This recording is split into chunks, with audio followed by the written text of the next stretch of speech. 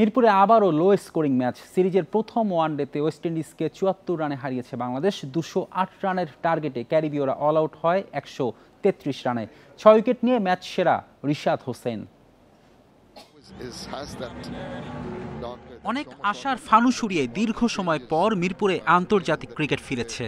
পর্যাপ্ত বিশ্রাম পাওয়া মিরপুরের উইকেট নিয়ে কাজ করেছেন আইসিসির অভিজ্ঞ কিউরেটর এডুকেটর টনি হেমিং, যিনি বর্তমানে বিসিবির হেড অফ টার্ফ ম্যানেজমেন্ট। তার তত্ত্বাবধানে বাংলাদেশ উইন্ডিজ সিরিজে মিরপুরে বদলে যাওয়া উইকেটের দেখা মিলবে এমন আশা ছিল সবার।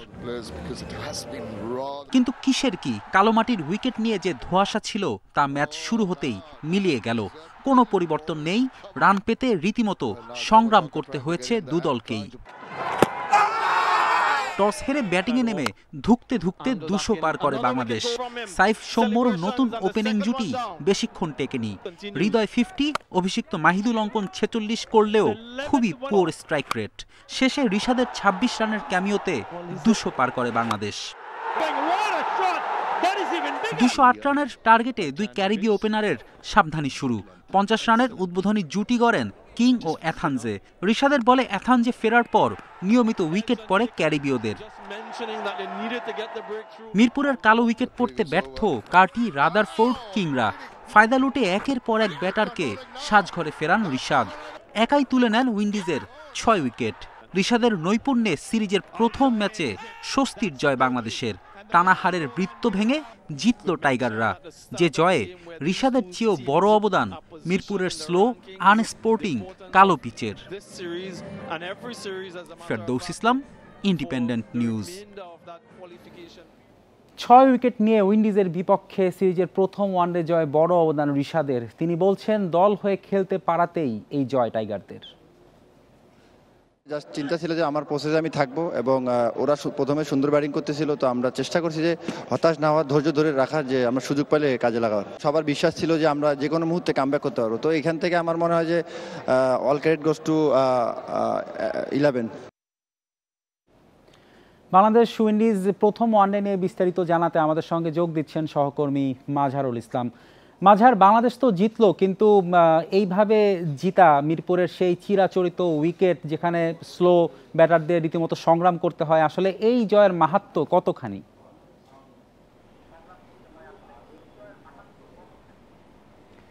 দেখুন, আপনি যে প্রশ্নটা করেছেন সেই প্রশ্ন আজকে মিরপুর জুড়ে হয়েছে।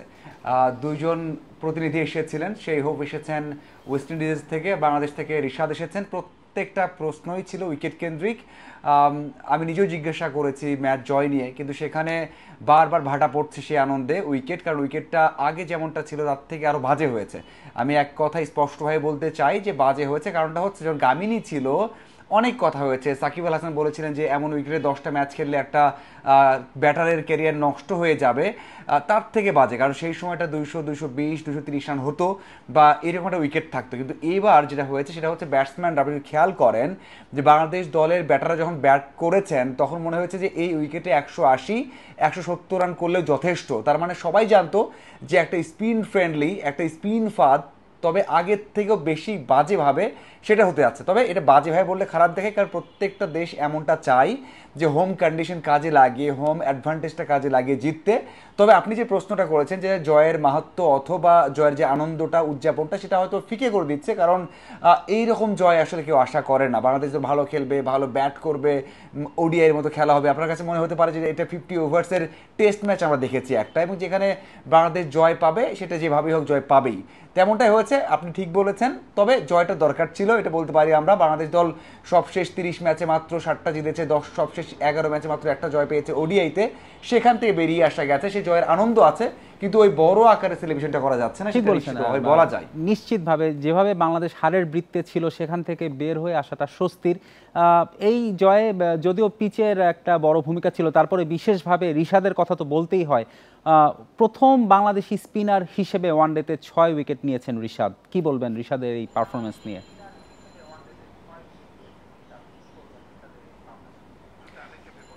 দেখুন, এক কথায় দারুণ ছিল। কারণ হচ্ছে, আমি যদি বলি যে আপনাকে, আমি নিজেও একটু সন্দিহান ছিলাম যে রিশাদ খুব বেশি রান দেয় কিনা।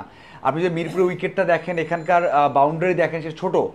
আর লেগ স্পিনারদের নিয়ে সবসময় শঙ্কা থাকে যে আপনি যখন তাদেরকে বল করাবেন, 4টা বল ভালো করবেন, একটা বল লুজ দিলে সে 4 বা ছক্কা হয়ে যাবে। এমন লো স্কোরিং ম্যাচে একজন লেগ স্পিনারকে নিয়ে খুবই রিস্কি হয়ে যায়। সেখান থেকে দারুণ বল করেছেন, শুধুমাত্র উইকেটের সুবিধা নয়, লাইন লেন্থ যেটাকে বলে, যেটা রাখা খুবই জরুরি একজন লেগ স্পিনারের জন্য, সেই কাজটা দারুণভাবে করেছেন। এবং আমি বিশ্বাস করি যে এটা তার অনেক কাজে লাগবে, শুধুমাত্র মিরপুর উইকেটগুলো নয়, লাস্ট কয়েকটা ম্যাচ, টি-20 ম্যাচে তার লাইন লেন্থ খুব ভালো আছে। একজন লেগ স্পিনারকে প্রপার বা সাকসেসফুল হতে হলে অবশ্যই তাকে লাইন লেন্থটা ঠিক রাখতে হবে। সেই কাজটা কিন্তু খুব দারুণভাবে করেছেন। অবশ্যই উইকেটের হেল্প ছিল, কিন্তু তার লাইন লেন্থটা একেবারে প্রশংসার যোগ্য এবং সেজন্যই কিন্তু ফলটা পেয়েছেন। আমার মনে হয় যে এটা অবশ্যই দারুণ একটা বিষয়।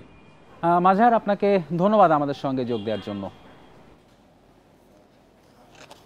ঢাকার লিগ ক্রিকেট শুরু হওয়া নিয়ে অনিশ্চয়তায় ক্লাব কর্মকর্তাদের সঙ্গে বৈঠকে বসবেন কোয়াব সভাপতি মোহাম্মদ মিঠুন। সব ঠিকঠাক থাকলে সাধারণত বছরের এই সময় ঢাকার 3য় বিভাগ ক্রিকেট লিগ শুরু হয়ে যায়, কিন্তু এবার অক্টোবরের 3য় সপ্তাহেও লিগ শুরুর ঘোষণা নেই। কারণ বিসিবি নির্বাচনের পরিস্থিতি ঘিরে ঢাকার লিগ ক্রিকেট এখন চরম অনিশ্চয়তার মুখে। উৎকণ্ঠায় ক্রিকেটাররা তাদের হয়ে সমাধান খোঁজার চেষ্টা করছেন ক্রিকেটার্স ওয়েলফেয়ার অ্যাসোসিয়েশন অব বাংলাদেশের সভাপতি মোহাম্মদ মিঠুন।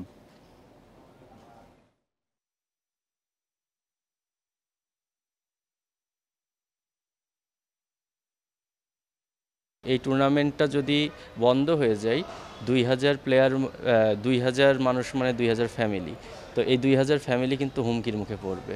কারণ আপনারা লাস্ট বছরও দেখেছেন ঢাকা লিগটা কিন্তু যেভাবে নর্মালি হয় সচরাচর সেভাবে কিন্তু হয়নি। বিভিন্ন ইস্যুর কারণে প্লেয়াররা বিভিন্নভাবে ক্ষতিগ্রস্ত হয়েছেন। তো আমরা এই বছরও যদি সেম জিনিসটাই হয়, তাহলে প্লেয়াররা, আমার ডাউট যে প্লেয়াররা কতটুকু সার্ভাইভ করতে পারবে। তো এই ইস্যুটা মাথায় রেখেই মেইনলি ওনাদের সঙ্গে আমাদের আলোচনা। বেতন ইস্যুতে ক্লাবগুলোর কাছে পেশাদারিত্ব চান ফুটবলাররা। প্রাপ্য অর্থ নিয়মিত পরিশোধ করা উচিত বলে জানিয়েছেন তারা। বকেয়া বেতনের ইস্যুতে তারেক কাজীর সিদ্ধান্তকে ইতিবাচক হিসেবে দেখছেন জামাল ভুঁইয়া। ফিনল্যান্ড ছেড়ে বাংলাদেশের ফুটবলে নাম লিখিয়েছেন, প্রবাসী ফুটবলার হয়েও থাকেন না স্পটলাইটে। যদিও জাতীয় দল কিংবা ক্লাব রক্ষণে কোচের আস্থার নাম ডিফেন্ডার তারিক কাজী।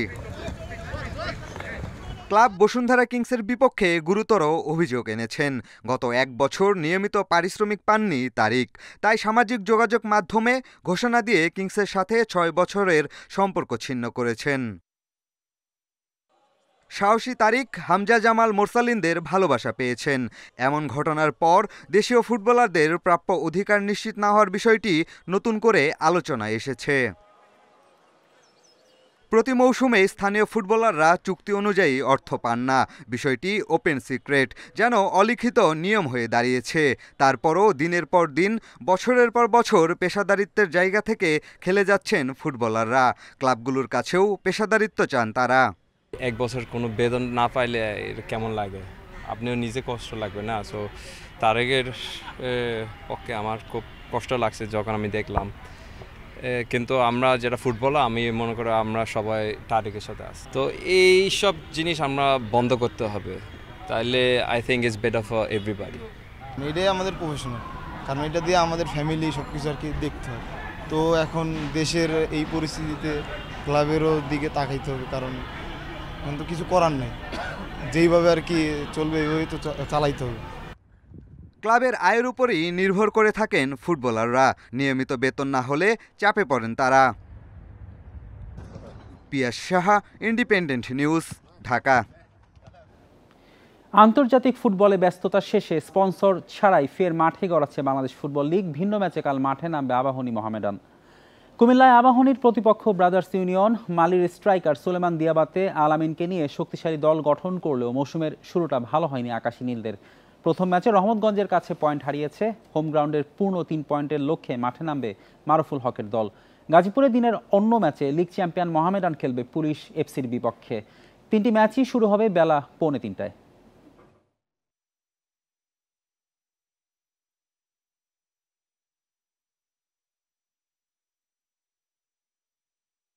মোহামেডান সবসময় চ্যাম্পিয়ন টিম করে, তো আমরা ফার্স্ট ম্যাচটা আমাদের লিগের অনেক একটা বাজে রেজাল্ট হয়েছে, তো ওইটারে ওভারকাম করে আমরা আগামীকালকে একটা ভালো একটা ম্যাচ দিয়ে মানে কিভাবে আমরা লিগ শিরোপাতে আমরা ধারাটা অব্যাহত রাখতে পারি এদিকে আমরা ফোকাস রাখতেছি। নেপালি প্লেয়ার আছে, ওরাও আস্তে আস্তে অ্যাডপ্ট করতেছে, এখন অ্যাডপ্ট করতে পারে না, বাট ওরা আস্তে আস্তে অ্যাডপ্ট করতেছে, ওরা ট্রাই করতেছে।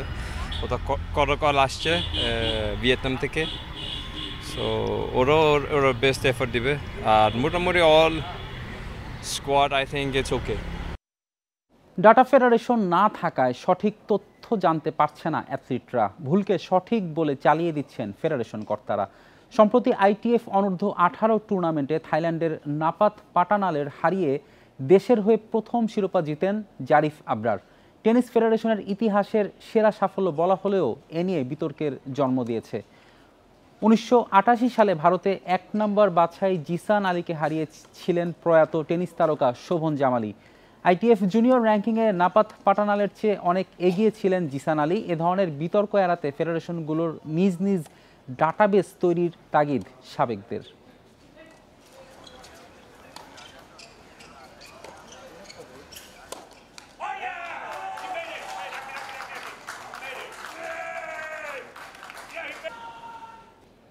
এই ছিল আজকের যত খেলায় আমন্ত্রণ আমাদের পরের আয়োজনে।